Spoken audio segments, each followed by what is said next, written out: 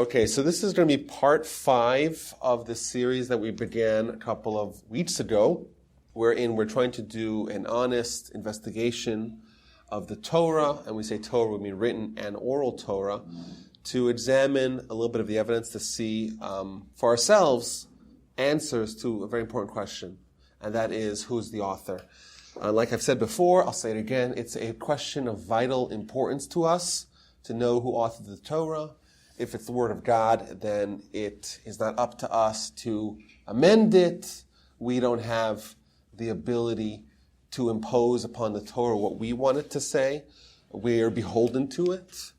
And also, it's remarkable to think that if the Torah is indeed divine, like I believe it is, and we've demonstrated previous weeks, then we actually have the instructions of how to maximize our life and our experience here from the creator of heaven and earth himself, the creator of us, the creator of the world around us. It's just incredible just to think about that. We have instructions from the original manufacturer, not third party, the original manufacturer of this universe and of us. We have instructions as to what it is we should do with our lives. And conversely, if, like some people mistakenly and erroneously think, if the Torah is a product of man, then the first thing we should do is discard it, because it's going to muddle with our journey and our approach and interest in trying to have a maximum experience in life. So I want to go through in detail some of the pieces of evidence. A little bit we touched on in previous weeks, but also we're going to go further into looking at some of what's called the oral Torah, which, again, we have to dispel some misconceptions. It's not some sort of body that was invented by rabbis. Rather, it's part of the original Torah together. They're inextricably linked. And we're going to examine some statements that were told in the oral Torah as well, and we'll find a common theme, common trends wherein there are things there that are just remarkable that the authors knew so long ago. Okay, so we read in Genesis, this is when Abraham and the Almighty are making their pact. So if you read the stories, there's several times where Abraham has prophecy and he's told, your children are going to be an eternal nation and it's going to be wonderful. You have the line of Israel and you have the mitzvahs and etc. But this is a verse that really sets a high standard of what the Jewish people are going to be. Quote, and I will establish my covenant between me and you and your descendants after you throughout the generations, an eternal covenant to be your God and the God of your descendants after you. We're told we'll be around forever. We're going to have a special relationship between us and the Almighty, not from beginning with Abraham, going to his descendants, all the way to us. What happens if the Jewish people cease to exist? Then this prophecy, this prediction, is proved false. If this prediction is proved false, then of course we know it's not from God, because God makes predictions that are accurate. Okay, so we see, and as far as we know, till this day we're around, we're still here, we're in a Jewish community center of sorts, and we're studying Torah, so that part's been true. Additionally, we're told in Leviticus, and of course there's many other examples, I'm just picking out a few. Now this is going the way, even when things go bad for the Jewish people, the Almighty is not going to destroy us. Yet even so, even while they are in their enemy's land, when we're in our enemy's land, which of course, as we know throughout history, is something that we did quite often, I will not reject or spurn them, lest by wiping them out, I make void my covenant with them. So the Almighty is saying, if I destroy them when they're in the foreign land, then I am encroaching and infringing my commitment I made to Abraham. I told Abraham the people are going to be around forever.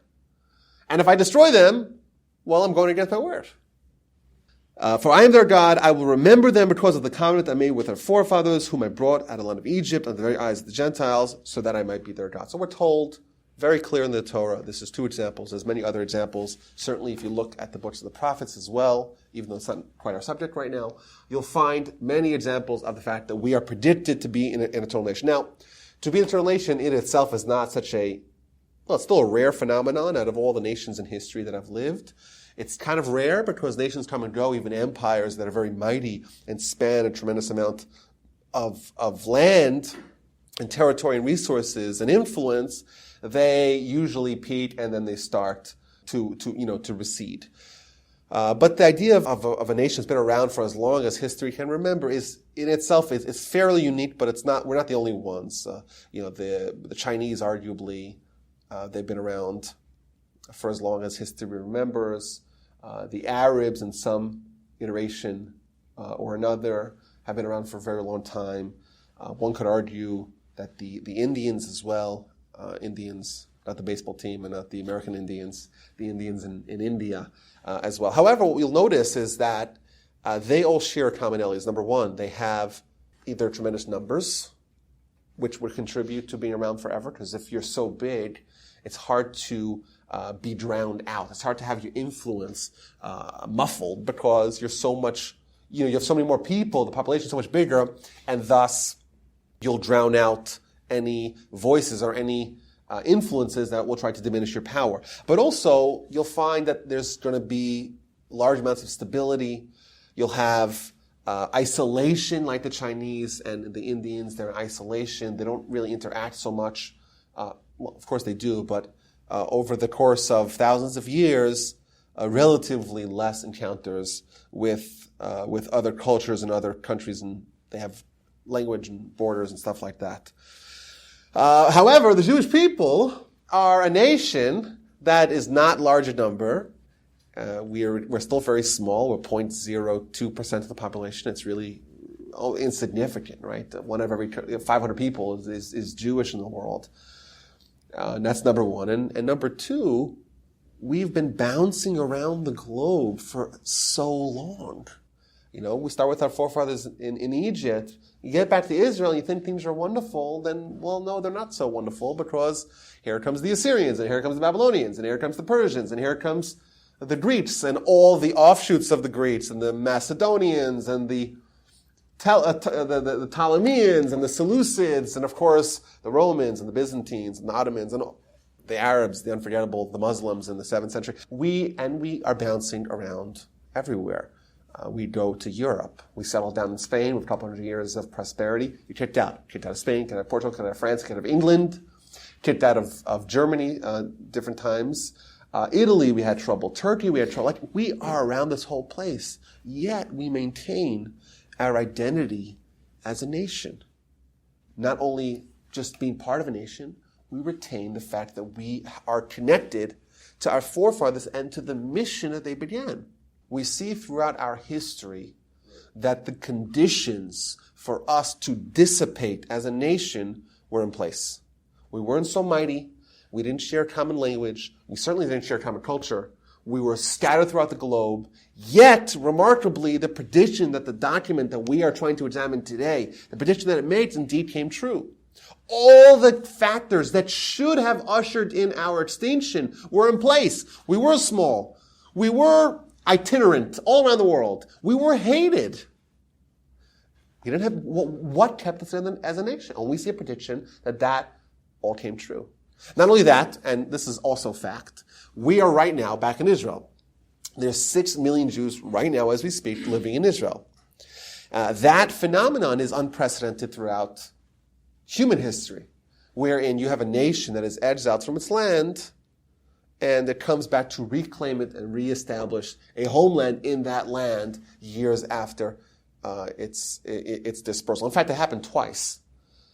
It happened once to the Jews and twice to the Jews, right? We were kicked out by Nebuchadnezzar to Babylon, and 7 years later we came back and established a second Commonwealth of Israel. We were kicked out by the Romans. Well, certain parts of Israel we were still allowed to be there, but progressively we were kicked out by the Romans and the Byzantines from Israel. And of course there were still some Jews living in Israel for the past 2,000 years, but the Jewish center of life was elsewhere. And we came back and we reestablished. It's unbelievable, and this is predicted in the Torah. We see a prediction that the Jewish people will survive, and that indeed is true, in fact, despite the fact that the conditions for us to have gone extinct were all in place. Now, what makes this very interesting and intriguing is the fact that each one of these conditions that should, under normal circumstances, be a harbinger of our extinction were also predicted in the Torah. So it's as if the author of the Torah put themselves into a corner wherein they predicted the impossible.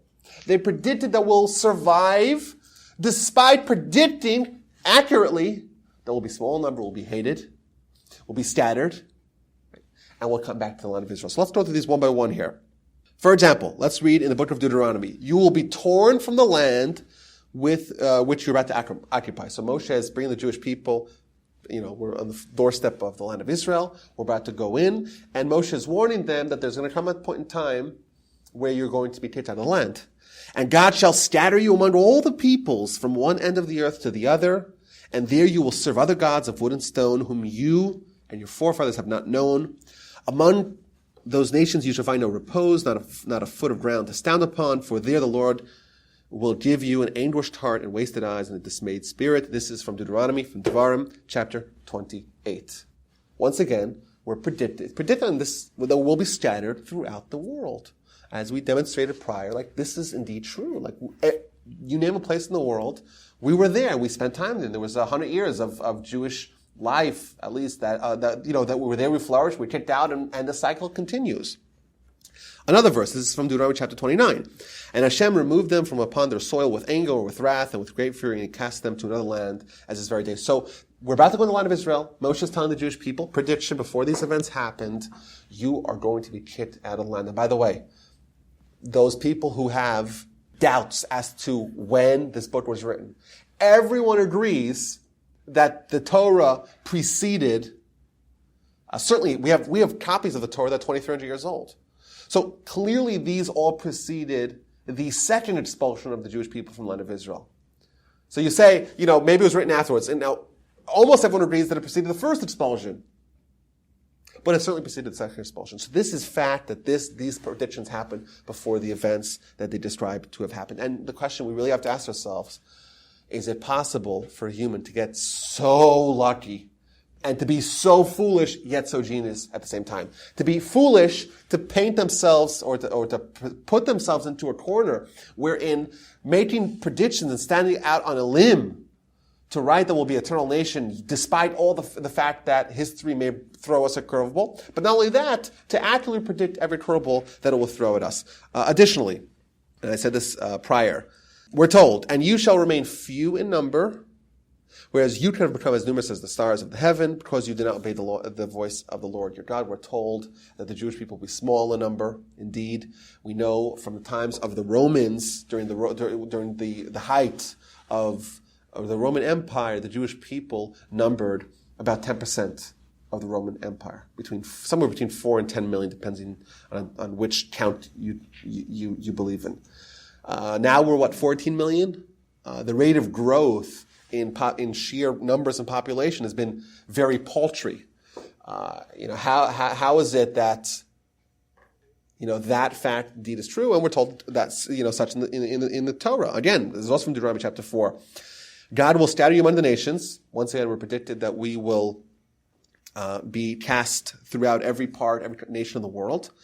And only a small number will remain among the nations where God shall lead you. We're told that we'll remain few in number and be scattered and will remain eternal.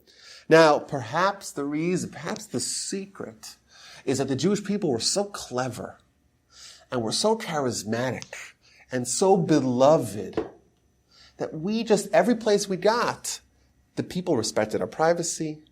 They allowed us to flourish and to grow, and they granted us citizenship and the right to own land and the right to engage in commerce freely and the right to own property and be unmolested in any way. Maybe that's the reason why we survived. We had just the easiest 2,000 years of living. But indeed, we know that's not true. We know if you just read any book of Jewish history, just have a cursory look at any time, any date in history, and you'll find that the amount of anti-Semitism and pogroms and autos da fe and expulsions and blood libels that we have suffered as a nation is astounding.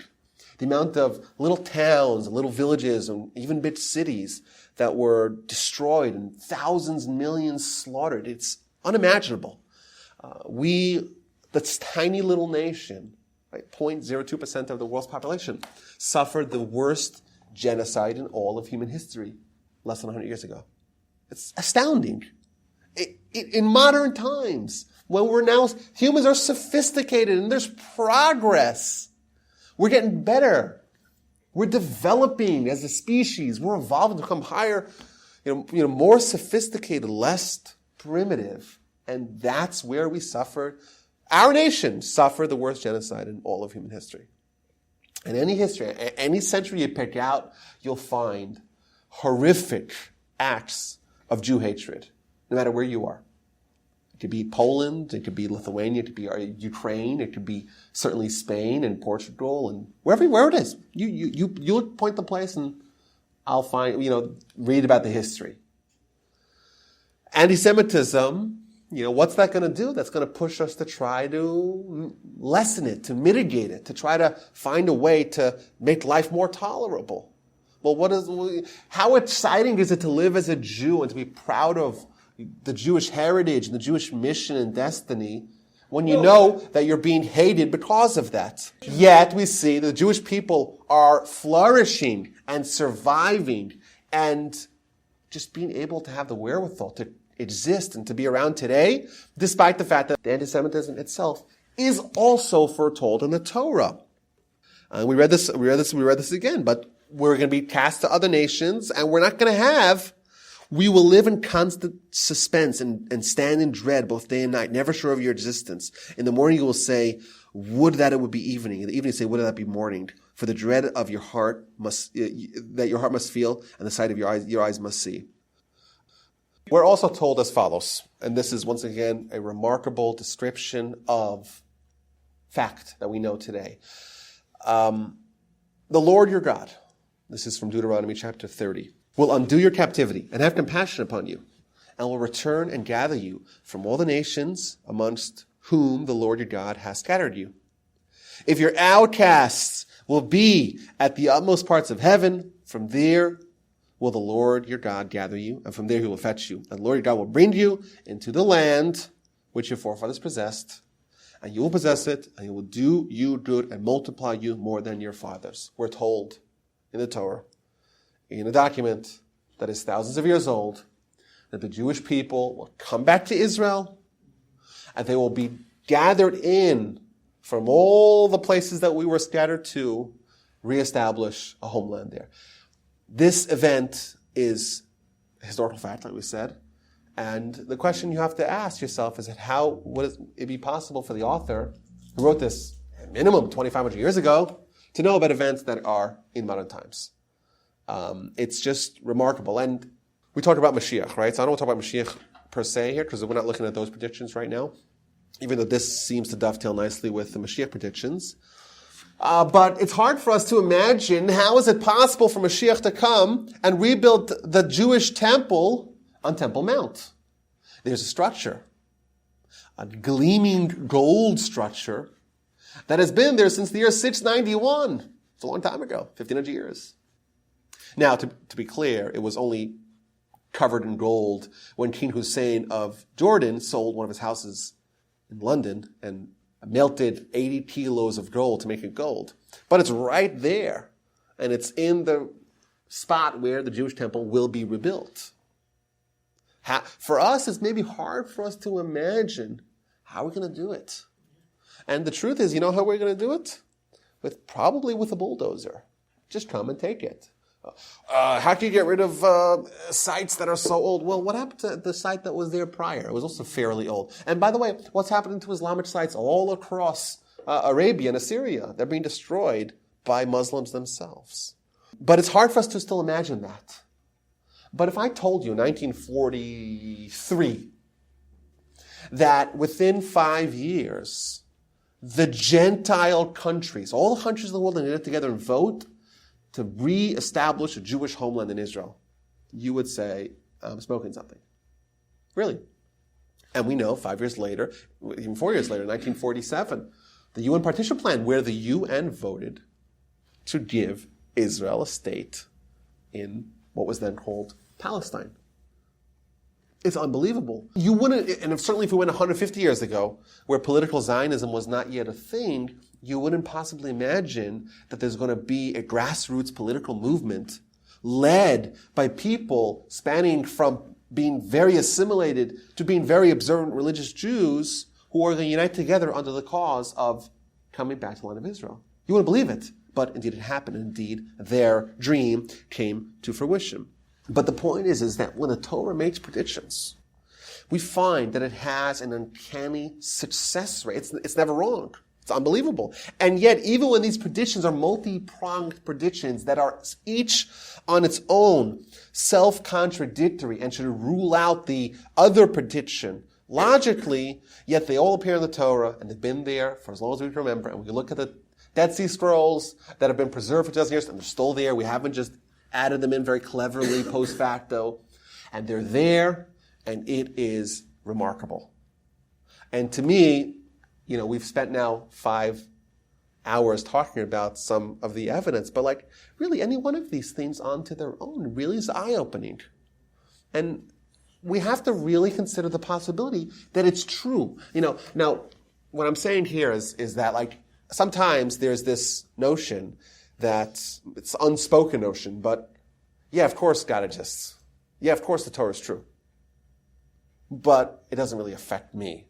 I let it be harbored in my mind and not to think about it. But the step 2 of this is that this is real. It's as real as the fact that we're sitting here in this room or watching it online or listening to it online. That's real. And it has ramifications and implications, and it has joy and trepidation mixed together. The fact that we know that there's a living God that is involved with our lives individually and as a nation, and we can communicate to him when we talk. We could pray and he listens. That's real. As if I talk to I talk to my spouse and my kids or my colleagues and my coworkers, and they listen to me. I could talk to God and he listens to me too. That's kind of taking it to the next stage in reality. And to me, I think maybe the hope is that after we really examine some of this evidence, we look at our relationship with Torah and with God in a different light. It's not just something, I'm a card-carrying believer. A lot of people are card-carrying believers. They carry the cards, but does it really affect who they are? Does it impact their behavior? Does it influence the way they prioritize life? Because if God is a fact and the Torah is real, and you don't make it a priority in life, well, that shows that you don't really believe that it's true. Because if it really was true, it would be certainly a priority, but logically it ought to be the priority of your life. Because it's real, and the ramifications are enormous. And my actions are amplified, the meaning behind them. Because, I have to make sure I'm doing what's demanded from me. And that really makes it a little bit uncomfortable. Whoa. It's nice to have a nice academic discussion. Don't make me force me to change. That's doing a bit too much. Right? But logically, we have to realize that we're being very cold and calculating here. We're just examining what it says. And we're questioning, is it possible to concoct a scenario in which the human's the author? I don't think it is. Okay, so we have a divine author. We have to really examine we find a story with Rabbi Akiva. Rabbi Akiva, he had a method of Torah study that was super annoying. Why? Talmud says that he would go to his teachers and say, Aleph zu lama nichtav, Bet zu lama nichtav. He would ask about every single letter in the Torah. This Aleph, why is it written? Why couldn't it say the message without this Aleph? Which is annoying, right? Because you have to really think about every little minute detail. But every letter is a letter from God. And thus, it can't be that it's random. It can't be that it doesn't really matter how it's said or how it's phrased.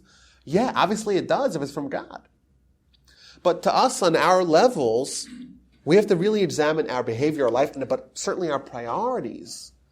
If God exists, like most of us, or I think all of us here believe, and the Torah is true, I think we've tried to demonstrate using just the contents of the Torah and our own logic to demonstrate, okay, so what now? And how do we make sure that we're prioritizing our life and living our life to the max? I want to also throw in some other interesting things here. We have the oral Torah. So the oral Torah, it's a little bit of a misunderstanding as to how it works. Typically, people think that the written Torah is what Moshe gave us. And then the oral Torah was something that some rabbis concocted years later, or hundreds of years later, or whatever. Now, the truth is that what Moshe gave us predominantly was the oral Torah. But Moshe, at the end of his life, last week of his life, he's writing Torahs and giving one to each tribe, having a 13th scroll kept in the archives for the whole nation. But over the 40-year period when Moshe is teaching the Jewish people Torah, he's teaching them, what is Torah? The Almighty's instructions for life. So what does tefillin look like? And how do you make tefillin? And how do you wear tefillin? And how do you strap tefillin? And what, all those questions. What are the scrolls that go into the tefillin? And how many compartments are there on the tefillin on the head and tefillin on the arm? That's what he's teaching us. We don't see any complete scrolls till all the way later. Remember, if Moshe gave us scrolls, I don't imagine that Korach would decide to make a coup when he reads that the earth is going to open up and swallow him and his family alive. Right? Obviously, the narrative parts of the Torah came later. But the Torah was given, according to Jewish tradition, to the Jewish people, the written Torah that is, all the way at the end. What was Moshe teaching us? He was teaching us the oral Torah. So indeed, it's the opposite. We think of the written Torah as being original, and the oral Torah as being some sort of interpretation that came afterwards. Indeed, the opposite is more true chronologically. Moshe gave us the oral Torah, or he gave us the Torah orally, and then at the end of his life, he gives us a written Torah to complement what we already had studied. Incidentally, we think, I'll say this in a different way to just make it super abundantly clear. We think that the oral Torah is there to service the written Torah. It's the other way around, exactly. The written Torah is there to service the oral Torah. Now, what service does it provide? So this is a little bit of advanced 201. The service that it provides is ensuring that there's no mistakes in your oral tradition. So, for example, you open up any page of Talmud and it could have two questions. You can have question number one is, this law that we know, where is its source in the written Torah? Because your law that you have is only, orally from your oral tradition, is only as good as how well that can fit back into the written Torah. And similarly, we have this verse. Another question Talmud asks very frequently. We have a verse.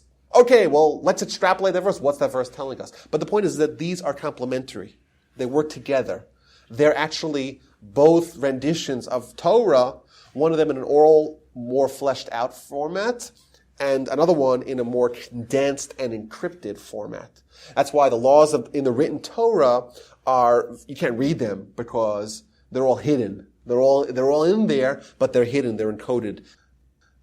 But I want to look at some things that we find in the oral Torah, which are very interesting, that even if we question whether or not this comes from Moses, we find them in our Mishnah, in our Talmud, in the written format of the oral Torah, which is a little confusing. But we find some interesting things that it says there that we would have to question. How would these people know it when they weren't necessarily scientists? And if they were scientists, how could they have known things with such precision and accuracy when no one else did? Once again, we're working off the premise that while Jews may be more gifted in the aggregate, but the notion that some Jew or some group of rabbis would have known information 1,500 years before scientists knew it, randomly, that they just happen to be fantastic scientists and they're just, unfortunately, just studying Torah, that is a little bit preposterous.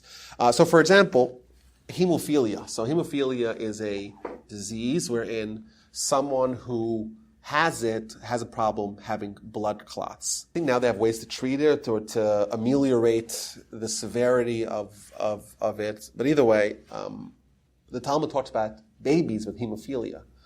To have a baby with hemophilia is a problem because male babies who are being circumcised a week after they're being born, they're going to lose some blood, and if they cannot clot or cannot clot sufficiently, they will die.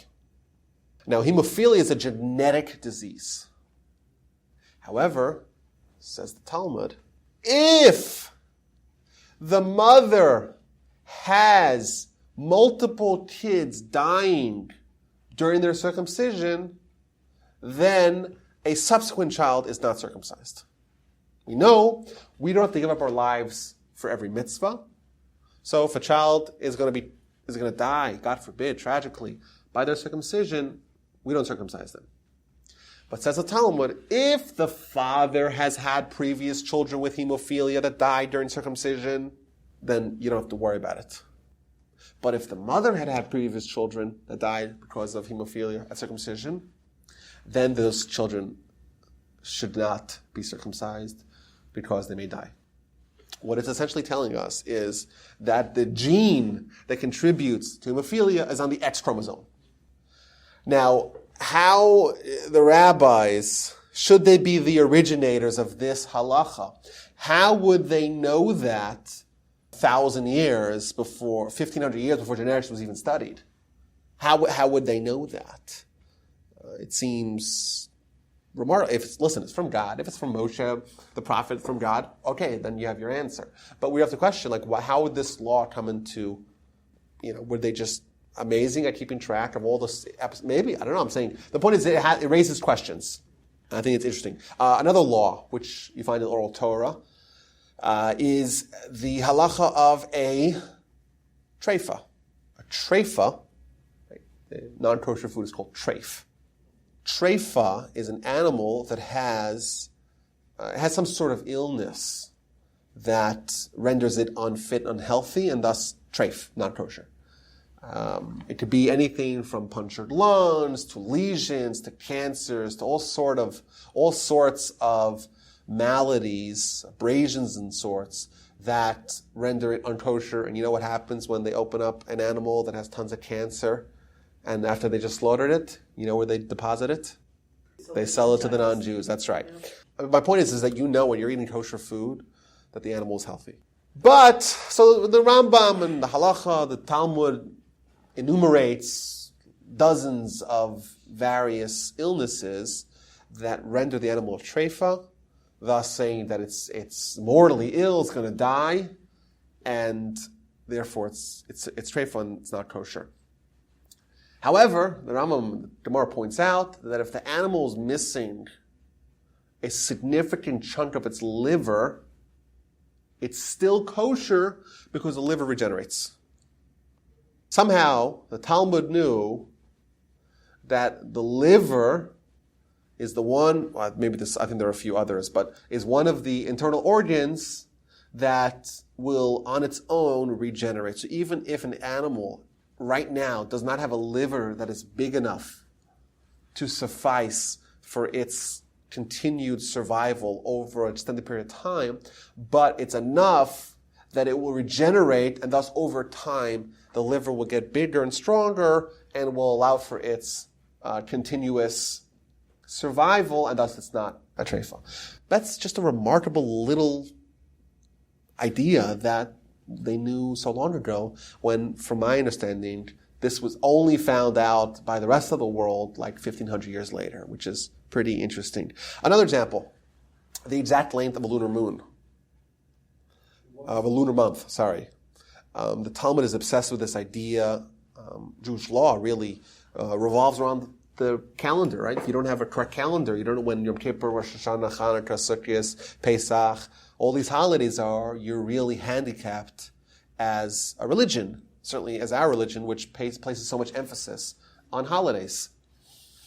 So there's big parts of the Talmud that deal with how do we ensure. And now we have a problem also. We made our life a little bit more difficult because we actually Torah decided, that we follow a lunar month but a solar year.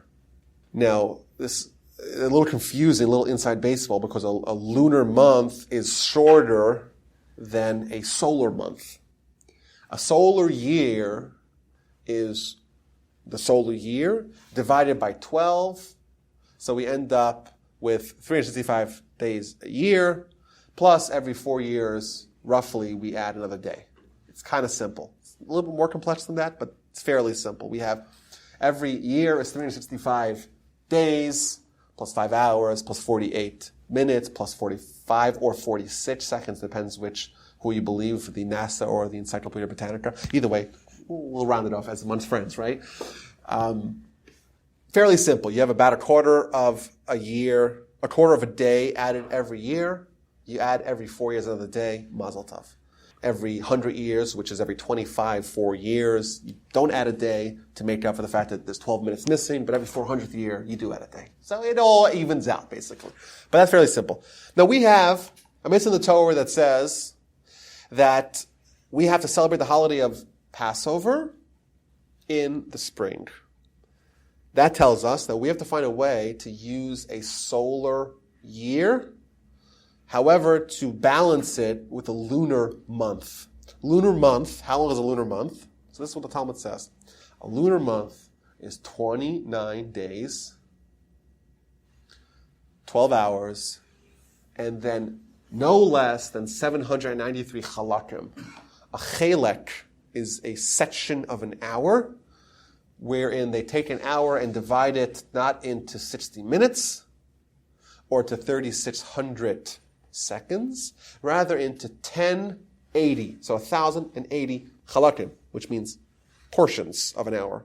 It says the Talmud that a lunar month is no less than 29 days, 20 and a half days, 29 days, 12 hours, and 793 chalakim, which comes up by 44 minutes and 3.3 seconds for those doing the math at home. Now, first of all, how did it get that number? In a time where the astronomy was certainly less sophisticated than it is now, there were much less rocket scientists, certainly in the schools of Sura and Mechuzah and Pumpadisa, where all the rabbis were studying, somehow they knew this number, and indeed this number lives till today. In fact, the calendar that we have till this very day that we use was established in the middle of the 4th century of the Common Era by the Sanhedrin, which was about to be disbanded, and under the leadership of Hillel II, not to be confused with his great-great-great-great-grandfather, Hillel I, who we all know, of standing on 1 foot fame. So he was the one who devised a 247-year cycle where he managed to figure out a way to add 91 leap years, 91 years out of 247, where you add another month, and it comes out that you're exactly aligned to the second, wherein you'll always have Pesach in the spring, and you could just do this for the next 150,000 years, and you won't go awry. Now, that I think is remarkable because the source for the length of a lunar moon, which is the basic or the basis for this calculation, that was sourced from Moshe. That came all the way from Moshe. But even if it didn't come from Moshe, even if we want to question whether Moshe exists, let's assume we want to question that. Let's assume we're non-believers. I could point to you in the Talmud where it says that. And you have to explain to me, how is it possible that a bunch of very clever, albeit clever rabbis, who did not have a connection and a link to God, to get such an accurate, down to the second, the milliseconds, accurate, precise calculation of the length of the lunar moon. To me, this is just, there's a preponderance of evidence. I'll give you one more example here. We're told that of all the grains that exist in the world, the Talmud points to 6 grains that have gluten in it. There's only 6 grains, thus, that are kosher for a matzah and become chametz, because in order to become chametz, you have to be able to rise. In order to be able to rise, you have to have gluten, because the gluten traps the gas of the yeast, and thus it leads it to rise. And the Talmud goes out on a limb and says that there's 5 grains, wheat, barley, spelts, oat, and rye, that become chametz. You know what? The Talmud was so confident that you won't find another grain somewhere. You know how many grains we have or how many different kinds of grasses that we have? Nowhere else will you find a grain that has gluten in it. That's just remarkable. How is it possible that, a book written somewhere in the Fertile Crescent, the Talmud would know that, if not for the fact that they had some sort of tradition back to Moses, back to God, that said, these are the 5. I created all the grains. I know that this is all we've got. And we haven't found another one. I think that, just to conclude here, for us, it's hard to believe in the existence of something that's beyond ourselves, that's not playing by the same rules that we are, that's not bound to the laws of physics, something miraculous, something metaphysical. That's something that's a little bit disruptive, certainly. It's uncomfortable. But I think we have to realize that no matter which avenue we take in faith or in belief or in philosophy, life philosophy certainly, we're going to have to rely on something that does not play by the rules of physics. Let's say we want to reject the idea of God. Let's assume we wanted to do that. A lot of people do. Does that mean that we are free of relying on anything that's beyond the rules of physics? The answer is no. Because even if you want to concoct and develop and promulgate and posit theory, a worldview that obviates the need of a divine creator, you still have to rely on realities that are A, unprovable, and B, inconceivable within the bounds of physics that we have today. I'll give you an example. So you want to believe in Big Bang evolution, right? Those are the 2 pillars of how to avoid subservience to God. Ooh, terrifying. Let's avoid that, right? Okay, so the Big Bang. Where do all those atoms come from? Where does matter come from? A fundamental premise of physics is that you cannot create matter. Yet we have matter. So regardless of whether or not we want to believe in God or not, we are relying on something else that we cannot explain and that we cannot quantify being involved in our lives. We talk about evolution, right? So evolution starts from an amoeba. Single-celled organisms. That's simple, right? Certainly compared to us, it is simple. But we're going to take that and let that evolve and evolve and evolve and evolve till we have humans and we have mice and a trillion species, which in itself is a little bit of a leap. But let's assume that could be done, right? It can't, but let's assume it could. It could if God's there behind the scenes. However, how do we get from inanimate matter into any sort of amoeba or organism?